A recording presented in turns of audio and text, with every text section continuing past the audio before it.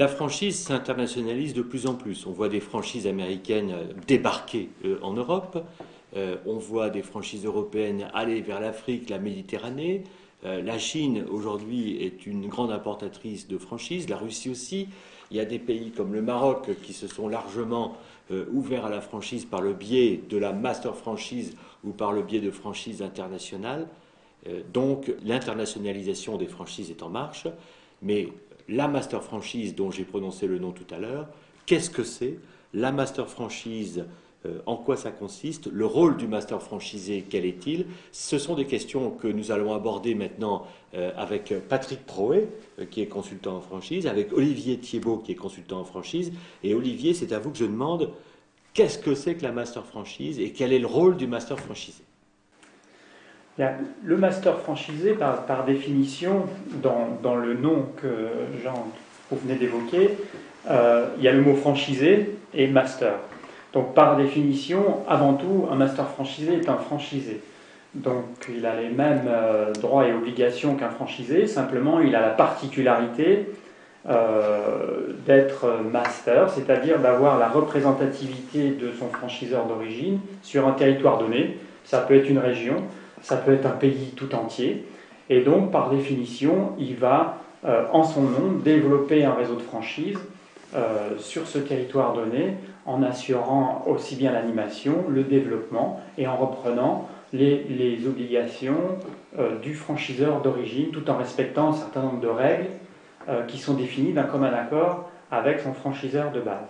Alors, vous avez dit que le master franchisé était master et franchisé. Vous avez dit que c'était d'abord, finalement, un franchisé. Est-ce qu'il n'est pas aussi franchiseur, Patrick Proé?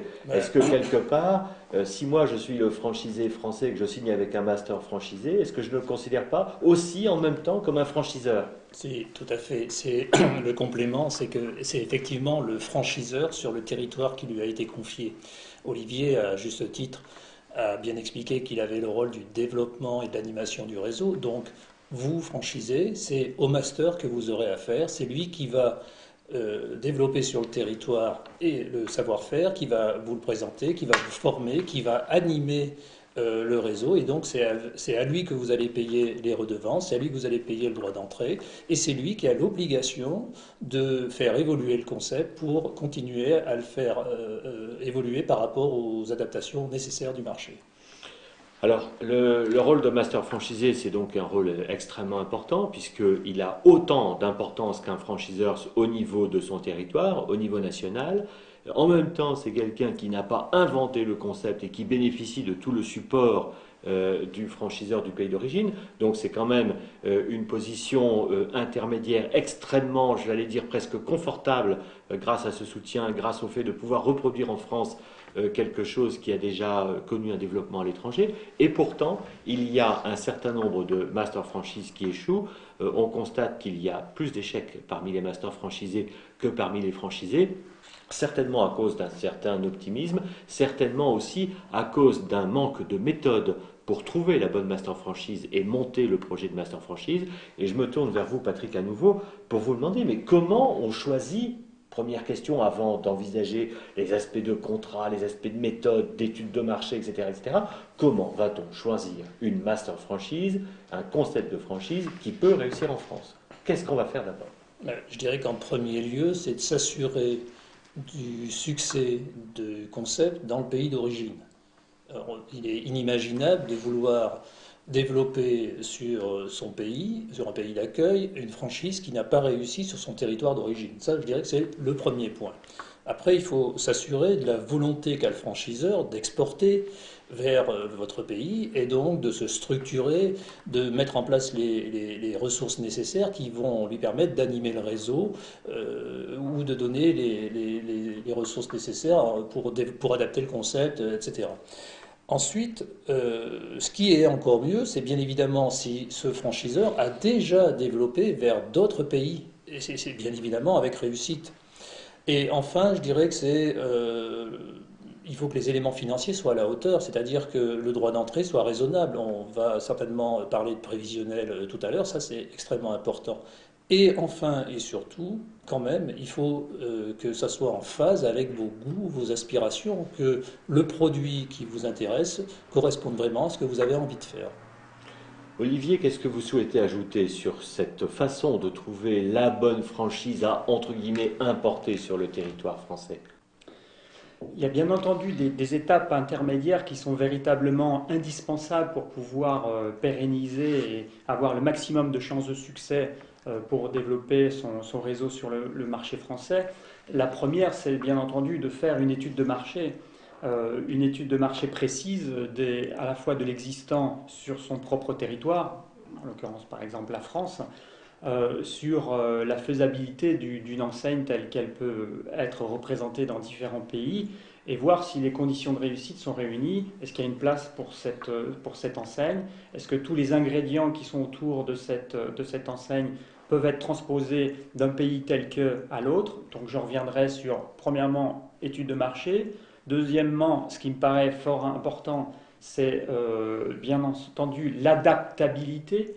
Parce que comme je viens de le dire précédemment, le marché américain ou le marché français ou le marché chinois sont très différents et il faut à certains moments très probablement pouvoir adapter certaines données du concept pour les rendre, je dirais, totalement commercialisables sur le territoire français en l'occurrence. Et ça, c'est une étape très très importante. La troisième, on est dans un monde économique, où toutes les valeurs sont basées quand même sur des notions de ressources d'avantages et financiers, c'est bien entendu de bâtir un prévisionnel digne de ce nom. Je dirais qu'il y a d'abord l'adaptation, ça prend différentes formes. C'est l'adaptation marketing. Vous pouvez très bien avoir sur tel ou tel concept des produits qu'il faut modifier parce qu'ils ne vont pas se vendre en France, ils correspondent au marché italien mais ils ne correspondent pas au marché français. Donc ça c'est très important d'essayer de l'identifier au préalable. Ensuite, bien évidemment, il faut réaliser un pilote et ce pilote, il va, comme son nom l'indique, il va servir aussi à finaliser les adaptations parce qu'avant de dupliquer, il faut être certain que la formule fonctionne sur le territoire français en l'occurrence et donc c'est bien le rôle du master de réaliser ce pilote. Après, au-delà des adaptations, je reviendrai également sur la partie prévisionnelle qu'on a évoquée tout à l'heure. On a parlé moi, je parlerai de deux prévisionnels. Il y a le prévisionnel du franchisé, parce que la franchise, c'est avant tout ça, c'est de vérifier qu'un franchisé va gagner sa vie et que ça va être rentable. Et donc, en premier lieu, je regarderai le prévisionnel pour tes franchisés, et ensuite, ou en parallèle, le business plan du master franchisé. Et il faut que les deux fonctionnent pour que la franchise étrangère ait une chance de se développer sur le territoire français. Alors, on reste avec vous, Patrick, pour parler du contrat de master. Le contrat de master franchise, puisqu'on a vu que la master franchise, c'est d'abord une franchise, donc j'imagine qu'il y a de nombreux points communs avec la franchise, mais il y a aussi des choses qui sont spécifiques à la master, notamment à cette position complexe, riche et complexe. Qu'est-ce que vous pouvez nous dire sur les précautions à prendre et les points, on va dire, d'ancrage ou d'attention particulière de ce contrat? Alors déjà, je dirais qu'il y a, c'est un vaste sujet et qu'il y a une conférence spécifique à ce sujet que vous pouvez aller regarder sur acfranchise.com et qui donnera le détail. Cependant, il y a un point qui me paraît extrêmement important, c'est la durée du contrat. Il faut que cette durée elle soit longue. Pourquoi? Parce que un franchiseur ne peut pas, un master franchisé pardon, ne peut pas sur le territoire signer des contrats de franchise s'il n'a pas le droit d'exploitation. Pour faire très simple, s'il a un contrat de master franchise de 5 ans et au bout de 2 ans, il voudrait signer un contrat de franchise de 5 ans, ça ne fonctionne pas parce qu'il n'en a pas le droit. Donc les contrats de franchise sur le plan, de master franchise pardon, sur le plan national doivent être très longs. Donc je dirais que ça c'est vraiment un point qui est extrêmement important. Alors bien évidemment, après il y a d'autres dispositions, notamment tout ce qui concerne les flux d'argent, les pourcentages qui doivent être remontés au niveau de la franchise, etc. Alors, je vous remercie de ces explications. On a essayé de synthétiser en peu de temps les éléments qui étaient essentiels pour comprendre ce que c'était que la master franchise et pour savoir comment on pouvait réussir. J'essaye de résumer en disant que, premièrement, la master franchise est un des moyens privilégiés pour internationaliser les réseaux. Ça n'est pas le seul, mais c'est un des moyens extrêmement importants. que malheureusement on constate que trop de master franchise échouent, que c'est à cause essentiellement de l'achat très cher d'un pack, d'une espèce de boîte à outils qu'on n'a qu'à ouvrir, qui est la formule miracle, et de gens qui croient que ça fonctionne comme ça, et d'une insuffisance d'études et d'adaptation au marché local et de pilotage avant de commencer à développer. Je résume ce que vous nous avez dit tout à l'heure.